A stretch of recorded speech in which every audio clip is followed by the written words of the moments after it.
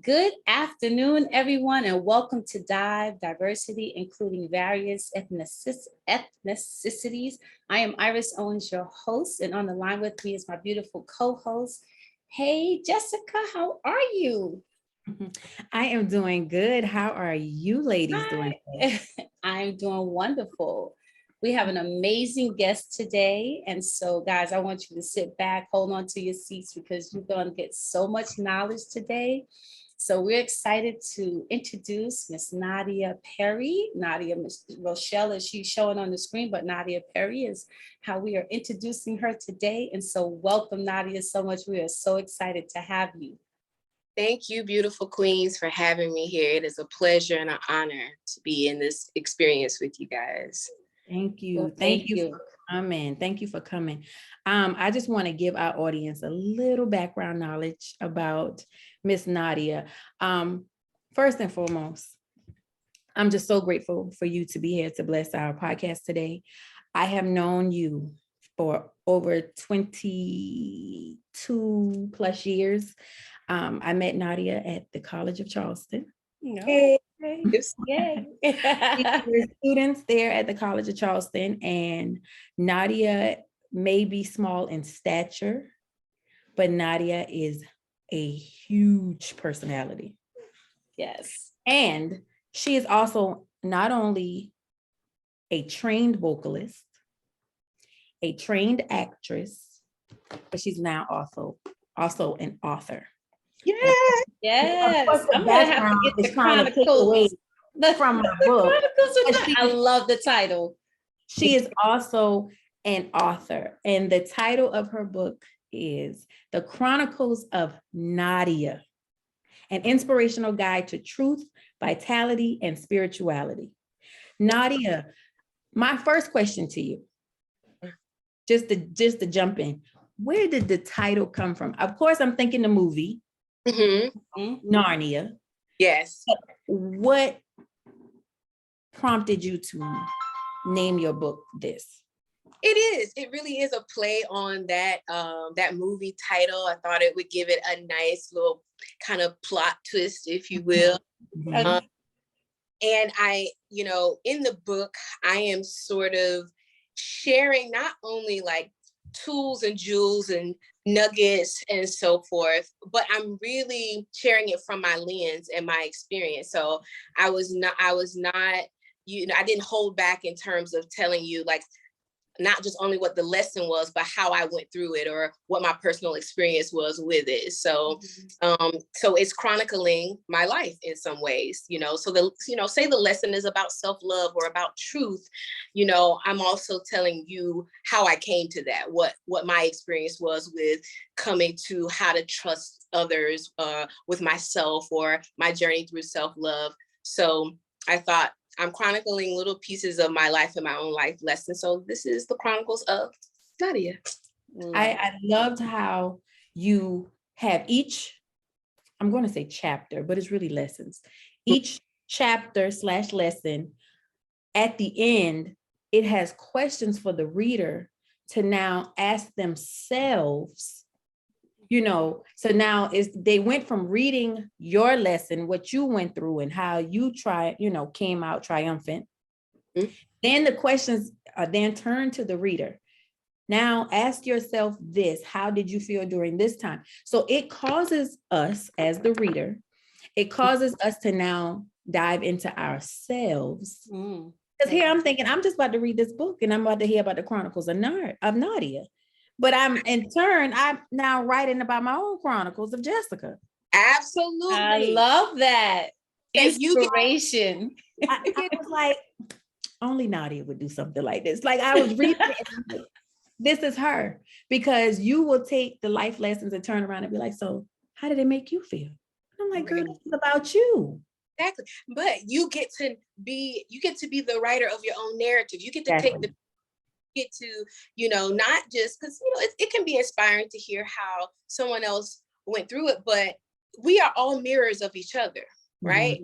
Absolutely. Us, that we are walking through this experience singularly, we're sadly mistaken. We're really walking through this, partnering with each other and mirroring each other back to one another and reflecting some of our best or some of our not so good attributes about each other, but all in an effort to really, really call each other to higher. And so if this is my journey and my call to higher, then I turn the mirror to you and I say, now, join me here. Like, what is your, right?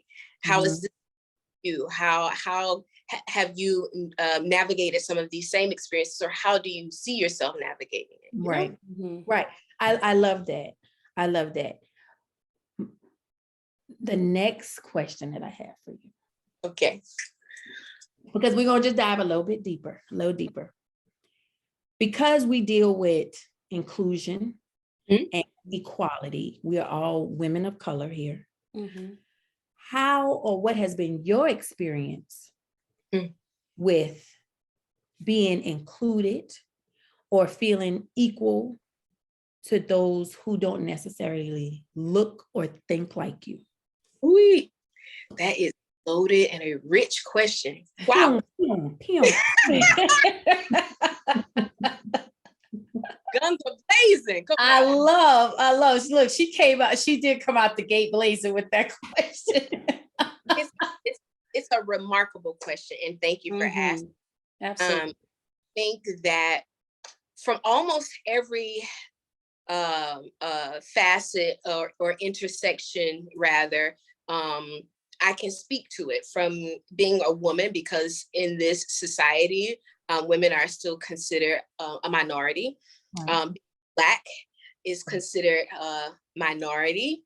And for me, on my journey of being a same gender loving woman, is also a place where you see lots of discrimination, or a lack of inclusion, or ostracization, right? And so much intersectionality, right? Black, queer woman. And so where I have experienced some of that, I will just start with where I'm from. Okay, I'm from Columbia, South Carolina, and in the dirty South, we lots of police brutality and racism. I will tell you, I mean, I have experienced it at my front door, and I mean that in a literal way. I've had cops come to my home when I was young, and they would be looking for one of my family members. And I remember a time it was just me and my mother in there, and they were looking for one of my family members. And we told them that that family member was not there. And there was one Black cop, but there were 3 other or 4 other white cops, 2 male, 1 female, and they were surrounding our home. And they decided that they would come into our home without a warrant. He said, well, we can come in here because the judge said yada, yada. And they flashed some paperwork, but did not give us the actual warrant.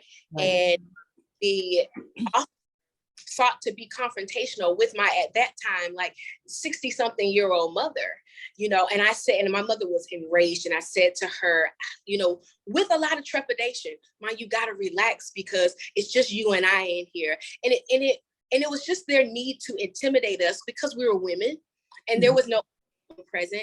And then we were, and I felt helpless in that moment, but empowered in the sense that I know the system and I understand how it works. So what I sought to do after that was to learn a few different laws.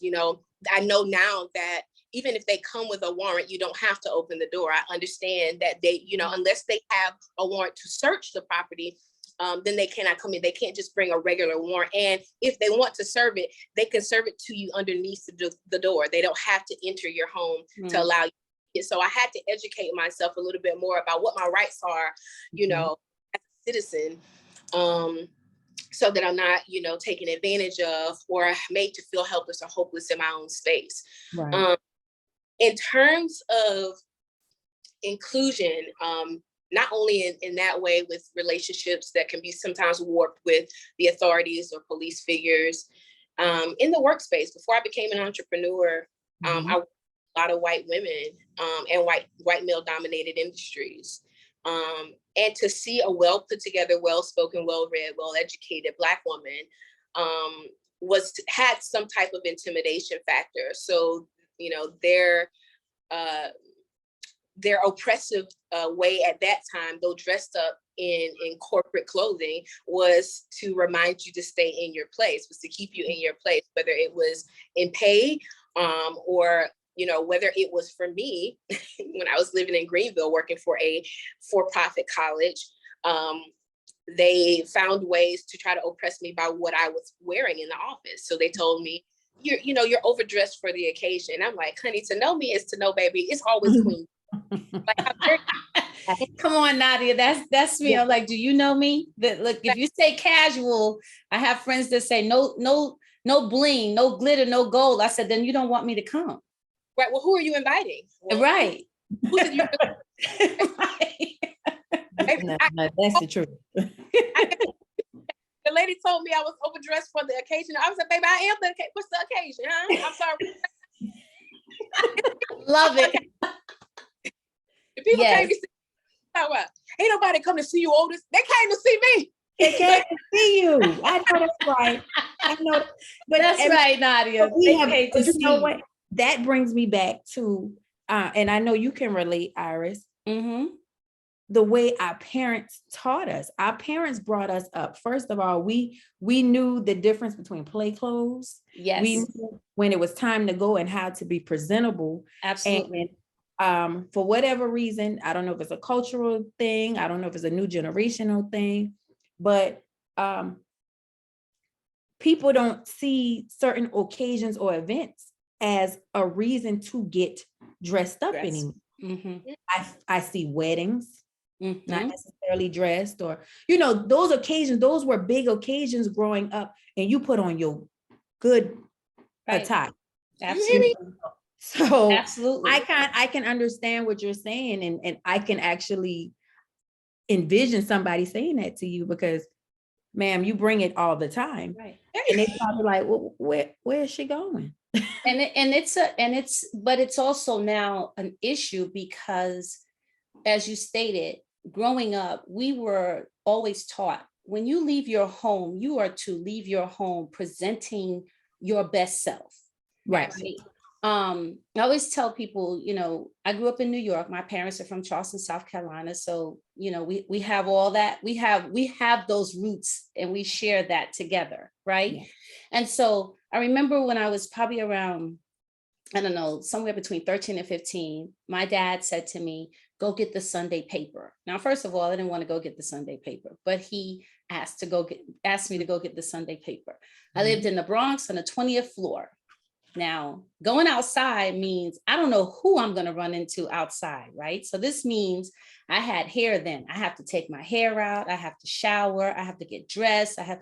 My father just basically got frustrated and said, you know what, but forget it. By the time you go get the paper, it'll be Monday. I said, well, then you shouldn't have asked, because you knew that I was not going to go outside of that door looking like who knew what.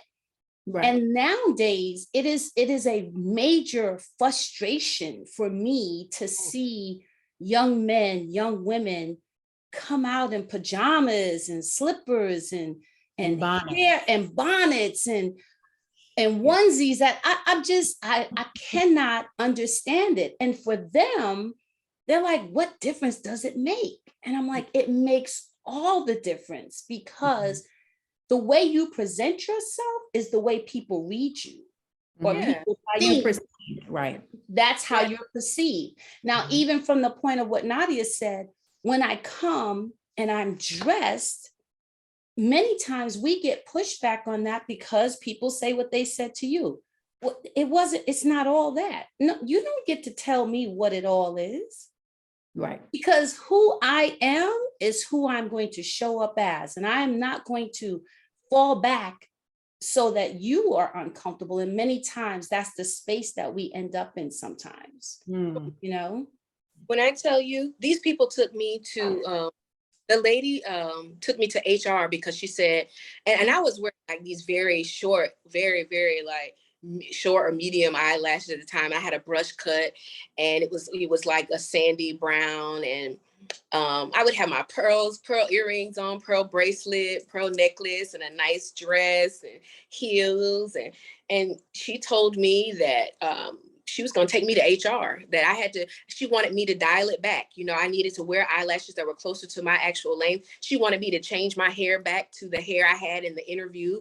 And she was berating me in front of my team. This was an older white woman. But she also wanted me to know at the same time that, you know, I get all of my white button down shirts from Brooks Brothers, and on the back of her car, it said Janie's Jag. And, you know, we live in this particular, you know, environment and so on and so forth. But here's the thing, baby, the lady was not degreed. You know, she was there because she was a friend of the president. She didn't have the credentials to be there, the education, the skill set. And so when I went to HR ahead of her. HR said to me, Nadia, it was two Black women. The one from headquarters was there training our local HR lady, and they were both Black women. And she said, Nadia, are you meeting your numbers? I said, I've already surpassed my numbers. And she said, okay, do you understand what this is about? And I said, yes, ma'am. And I was in my late 20s at the time. I said, yes. I said, okay, then you keep your head down and work, and you stay focused on what you're here to do. You don't get distracted by that. Understand what you're here to do. You know what this is about. And, you know, these are all intimidation tactics, because I'm doing my job. I'm educated.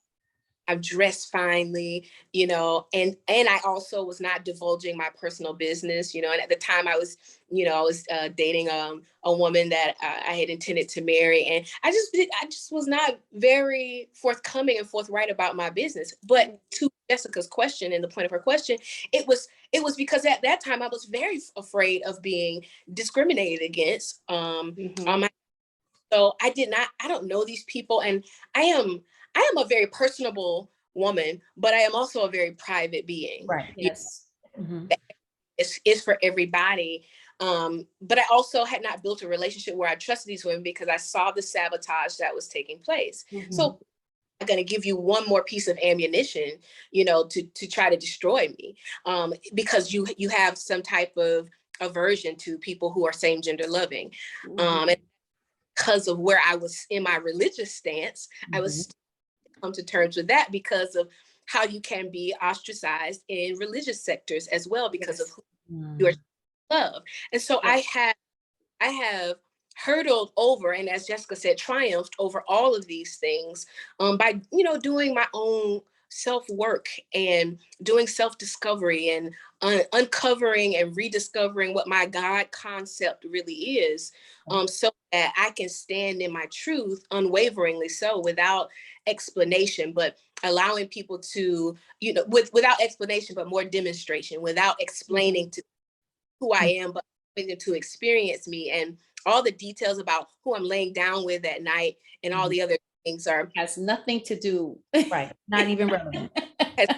With all this love you're feeling when you encounter and experience me, right? That has nothing. It doesn't make me any less good or any less in my godness. So, and that took, like I said, my coming to my own clarity and my own truth, and my own understanding about my own personal, God concept, because we all have them, and they're all, and they all can be respected, and they can all coexist, and we don't have to impose them on other people. And that to me is what unconditional love looks like. And if I'm here in this earth, it is to be a walking, talking, breathing, moving divinity in motion, and love in action. And that's it for me. I love that. I love that. I have a question for you, Nadia. Is that so? You've been natural your entire life? No, baby. Let me tell you, I have worn every hairstyle known to man. Okay, so when did you become natural? When I was online pledging Sigma Gamma Rho in 2002. Okay. And so I became natural. My son is 28, just turned 28. So I became natural 24 years ago. Woo! So for me, I always, I tried the wigs, I tried the colored hair, But I found that that just wasn't me. As a matter of fact, I have a really good friend who I once had a wig, and I went to work one day. My African-American sister says to me, "You look like Shirley Chisholm with a mop on top of your head." That's what she said. And I said, "Oh my," like it wasn't the insult of being looking like Shirley Chisholm. She just says, "This is just not you." Right. And I was like, "Oh my," like I was offended.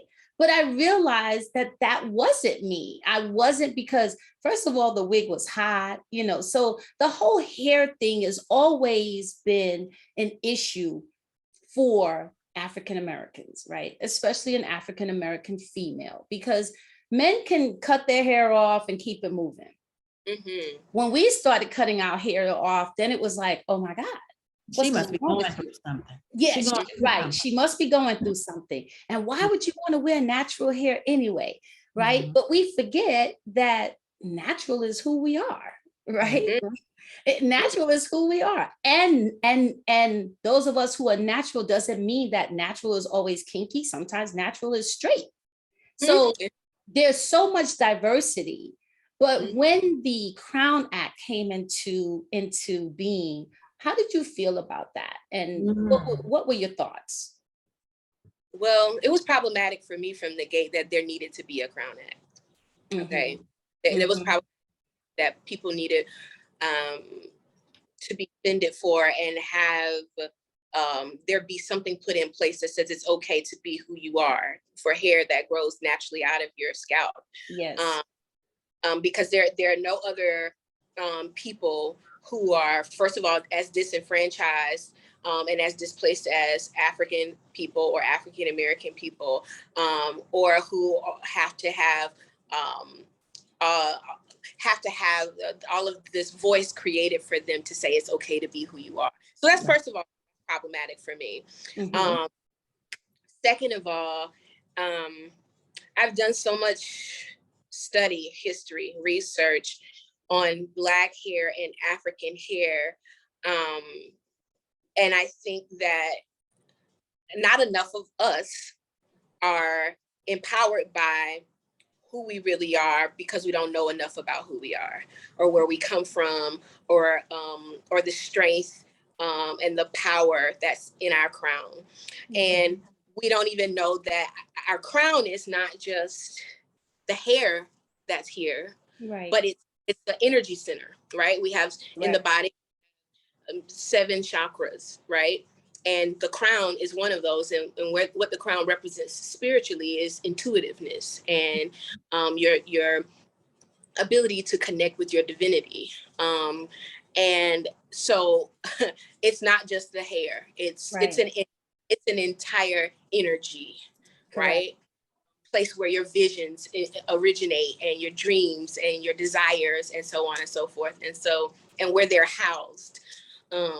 And so, as you know, if you'll see in one of my mini bios, I don't know, you'll see that I consider myself more of a crown worker than a hairstylist, because working holistically from the spiritual sense, from the ancestral sense with crown. When people come to me for a consultation for locks, I don't lock their hair if they can't really tell me from a deeper place why they even want locks. Like if you don't even know, you don't understand what it is you're carrying, and then I want you to go back, and I won't completely deny them, but I say, hey, you may not be ready for this journey, or you need to go and do a little bit more of a deep dive, and then come back and let's talk about it, and let's see if it resonates with you and if you understand what journey you're really on. One of the things that in my research I found was that when you talk about, the low cut that you wear, and I told you when I was working in corporate, I had that low brush cut. Mind you, I had 360s. I was waving on them. They was sick. Okay, let's come on, baby. That's clear. Okay, all right. Nadia, I love you. That's why they were sending you to HR. That's why. That's exactly why. Ways they sick of me. Okay, prepare to be more sick of me then. Okay. And so I found in the research, and if once we're done with this, if I can find the footage that has this this teaching, I will send it to you ladies. But I don't know if you know, but when our hair, when we first started having our hair shaved, it was involuntarily. Yes. So slave masters and the oppressors and colonizers at that time equally, just like I talked to you about the intimidation of the white woman who I was working for, they found the hair intimidating because there were so many intricate things we could do with it. And so our hair would be braided in all and twisted in all of these very intricate ways. Yes. And they had messages in them, Mhm. communicate through the hair. And those who would work in the house, if their visitors or guests would see these women, they would be drawn to them. And so they found that the hair enhanced the beauty, and therefore it made us distracting, but attractive. And Yes. so it detract from the beauty. So they thought we will cut their hair, but not only will we cut it off, we will humiliate them by taking the hair that we have cut off and use it as cushion and stuffing for the chairs that our guests will sit on. So when the plantation homes were, and the furniture there was uncovered and discovered, and they were cut open, you would find there African American hair that was being used to stuff the cushions. And that was a form of control and power and humiliation. Nadia, Right? I never knew that. Yeah. Wow. And Never so knew that. and what we did with that was we squared our shoulders and we wore it proudly. It did not detract from our beauty. It in fact only highlighted it because we didn't have hair hiding it. So now the only thing you have to are these beautiful broad foreheads, these thick lips, this beautiful broad nose, these high cheekbones, and this lines that we have. Now you have to focus on who we really are. So they thought it would. And then from there, we started going back to our roots, because at home, in the homeland, we had gaylays, and head wraps like what you see me wearing today.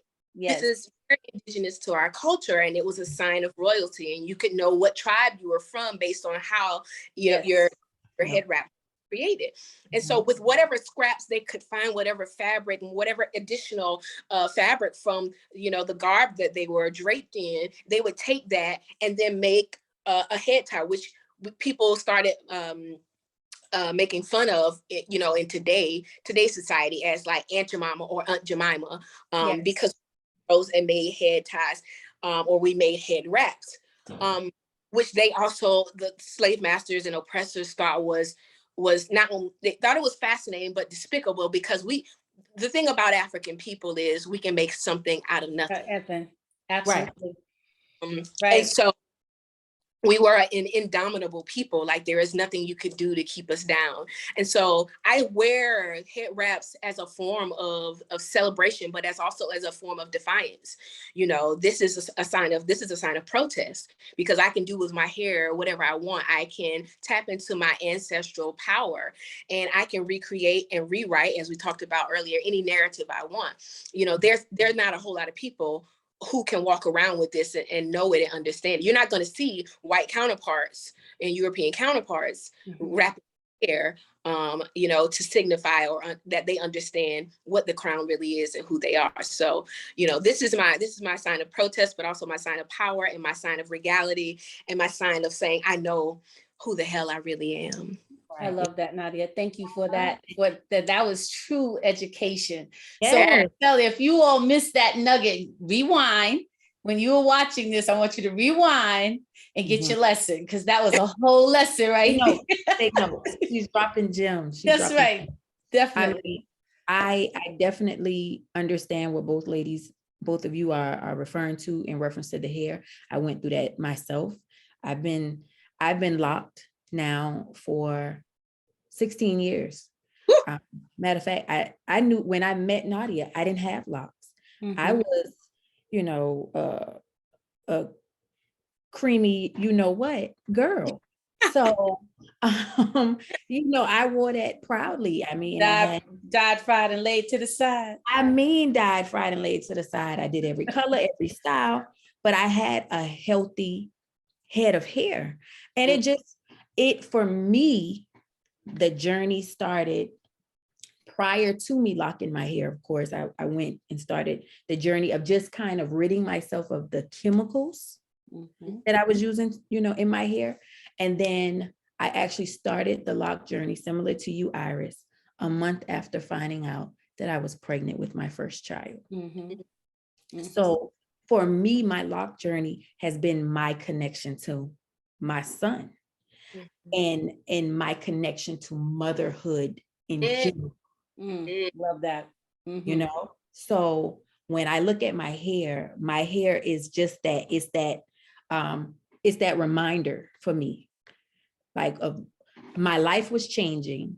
I was going through a transition. Yes. And I started the transitioning of my hair at the same time. Yes. So as my hair has flourished, I look at my kids, and it's for me, it's symbolic. For me, it's symbolic. So many young ladies like you, Nadia, I see, out in the street, and I've asked them, well, what was your motivation to lock your hair? And a lot of them, like you, really didn't. I just thought they were cute. I just got tired of doing my hair. Right. It was easy. I was like, oh, yeah. Okay. Yeah. And that is not the reason. Not saying that, okay, that may be your reason. I mean, if that's your reason, it's your reason, but there's so much more behind it. Exactly. If there's not a deeper meaning to you personally as to why you have done such a drastic change from what you had been doing previously, I don't see it. I don't see you necessarily keeping it. And they don't. And going the long haul. Yeah. I don't see the longevity with you doing that if you really don't have a connection to it. And it's not something to do just because it's easy. Because it's not Absolutely. Easy. Let's put that out there. It's not easy. But the journey has been one that I have enjoyed. I have enjoyed my journey from start to finish. Matter of fact, I tell people now, and Nadia, you may relate, I miss the beginning stages of my hair. Oh yeah, that's sure. Which, somebody said to me the other day that they were in a consultation, and she said, I want to skip past the ugly stage. I said, which stage is that? Because I don't recall. Have that stage. Right. But that is the norm that people say. Right. And my thing is that stage that they consider the ugly stage was the most special to me. Yeah. That budding stage, and I don't know, I miss the beginning stages. I tell people all the time, like when I see people who have, I call them baby locks, Iris. When I see somebody with baby locks, I tell them, enjoy this time. Yes. Enjoy it and embrace the journey. I tell people that like people looking like, oh my God, yours is so long. Don't get caught up on length. Yeah. Enjoy the journey. Yes. Because those are just like kids, there's going to be days and time. You're not going to get that back without starting completely over.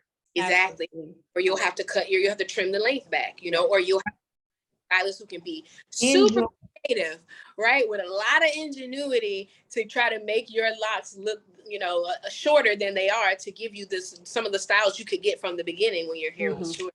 Yeah. So I have truly enjoyed the process. I've had moments where it has caused me issues, in the workplace, in corporate, America.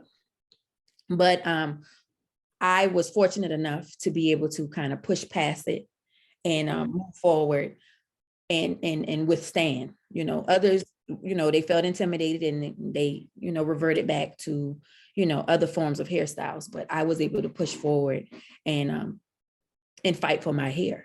So those are just one of the many things that we've had to fight for. Those are just one of the many things that, African-American women have to deal with, in the workplace, in society. We're not even going to talk about, people just taking it upon themselves to touch it. Oh God. We're Oh, not yes. that. Or when you say society, right? Or the relational part of it, when you meet men who say, hey, you a Mm, beautiful sister, but your short hair just bothers me. wow. And see, this is what people don't understand. It's, I think, like one of the best songs that was ever made was when oh my God, D.I.V.E. India India. Irie made I Am Not My Hair. And that is true. But at the same time, as you just explained, Nadia, the power that our crown holds, right? And it is the thing will at times, if we don't know better, will put us through such a space. And I realized when I cut my hair and I took the perm out of my hair, the empowerment of feeling free, Mm. the empowerment of feeling free. And you said something very, very important, that people think that cutting away our hair, then you were exposing us. Well, you know what? You did expose us, but it exposed us to be proud of who we are. From the natural state, from the top of my head to the Yes. soles of my feet, right? You can't say to me, because people don't understand that the discrimination that goes on even within our own culture and our own race. Yes. Right. Yes. And so we're already dealing with it within ourselves. And then to go outside of not even outside of our race, when people outside of our race then come at us too with the same nonsense, you're like, I'm not having it. No. And so, as you stated, touching someone's hair is very offensive. Mm-hmm. Touching a person's crown is offensive. It's like touching a woman who's pregnant and you just reach out and put your hand on her stomach. Do you know how offensive that? And it happened to me, so I know what I'm talking about. It happened to me. We need to understand that because someone looks different than us, because someone lives differently than us, it does not give us the right to just walk over to someone and go, oh my God, you just violated my space. Right. I'm not a spectacle or a freak of nature or some right. type of. I'm not in a museum. I'm not. People need to understand that. Yeah. No, and I agree. But questions are fine. You can ask me questions about me. I love answering questions because you may honestly just don't know.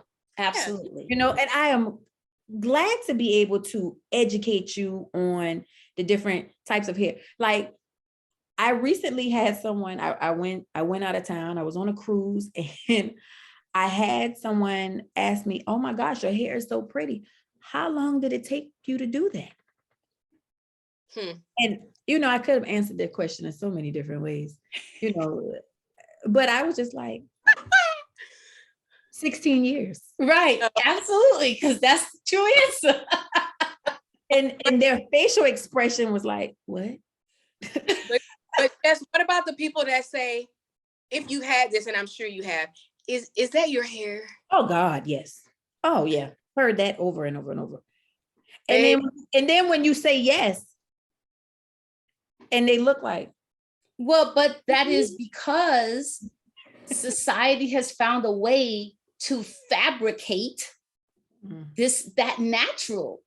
Right. But again, I use it as a teachable moment. Yeah, absolutely. Because people just really don't know. And it's just like, it's things of other cultures that I don't know. So I like to ask questions because I want to know. So therefore, when people come and they ask me questions from all walks of life, yes, I am honored to be able to answer these questions for you. And I've even offered someone, would you like to touch it? You know what I'm saying? But allow me to do that. Yes, absolutely. Don't take liberty. Don't come reach. Don't come reach. But I'm very open in reference to, hair and my journey, because for one, I'm proud of it. Absolutely. I'm proud of it. So therefore, anyone that wants to know, I'm willing to share.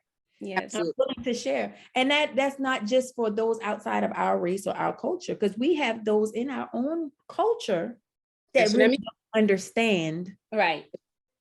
the whole hair situation, or they are some who feel like if your hair is not Straight. straight, it's not pretty, It's not beautiful. nice, it's not beautiful, you know. And I don't want our young girls feeling like, oh, well, I have to look like this, or my hair has to be like this to be considered beautiful. Right. Mm. I want to change, But to consider it being acceptable. or even acceptable, you know, because they see one vision of what beauty is, Mm. and they don't see kinks, Mm-hmm. coils, locks, braids in that. They don't see that. Yeah. So the majority don't see that. Let's put it that way. So I want it to be more of a norm. Right. Yeah. And I think that considering where where we were some 20 years ago, Yeah.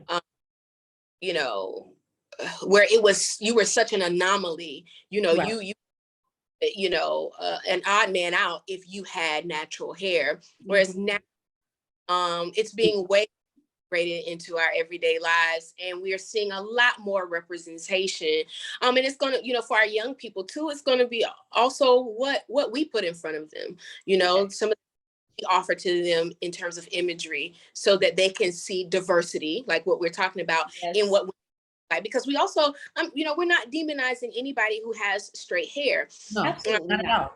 Not We're at all. not that is solely what is relegated to what is beautiful. And Right. so to be, as we're talking about, like, so much diversity and inclusion in the many aspects of what beauty can look like, as it pertains to the hair. I just said it's kinky. I mean, it's nappy, it's peasy, it's curly, it's straight, It's thick. It's thick, it's thin. Yeah. It's colored, it's not, it's all shapes, sizes, and colors. I mean, so I just, especially with our young girls, I just really want them to embrace their natural beauty. Anything that you do to yourself, you're just enhancing it. absolutely, To embrace the natural beauty. I'm very happy. I have one daughter, 2 sons, but one daughter, and she is the most happy child when her hair is out in the afro. Yes, come on, mama. it's free. It's free. Not, girl, what you doing? She's like, Ma, this is what I want to wear. And It's like, come on. Yes. and for her, she's only 13, but this is what she has embraced. So Yes. as the mother, I gotta embrace it with you, girl. All right.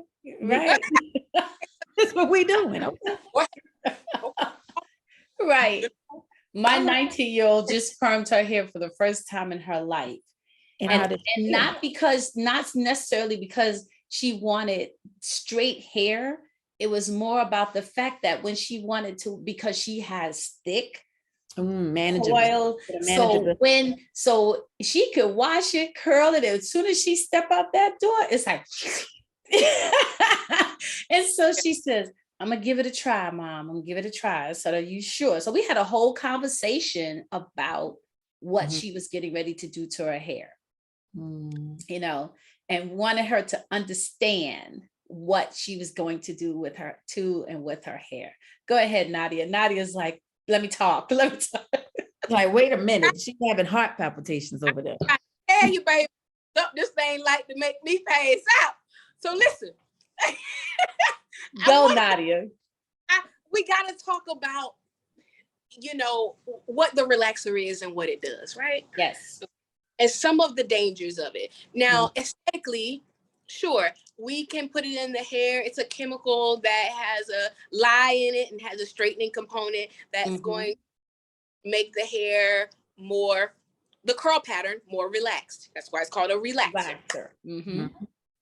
But let's talk about the crown again. Okay, so the most pores on the body are going to be in the crown and in the feet. In the feet, there are 1,000 pores, and which is why our family would tell us, be mindful about walking barefoot in places and outdoors because you become more susceptible.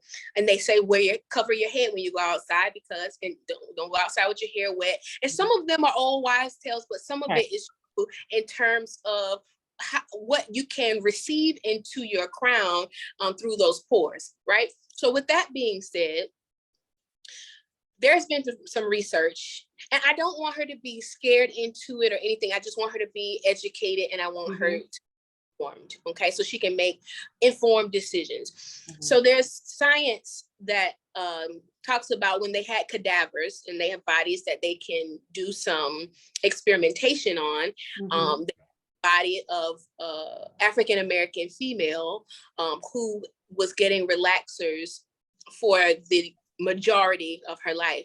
And when they cut the skull open and they get past the cranium and they get that first layer of skin, there was a thick film of relaxer that remained that caused her to have brain damage, brain cancer.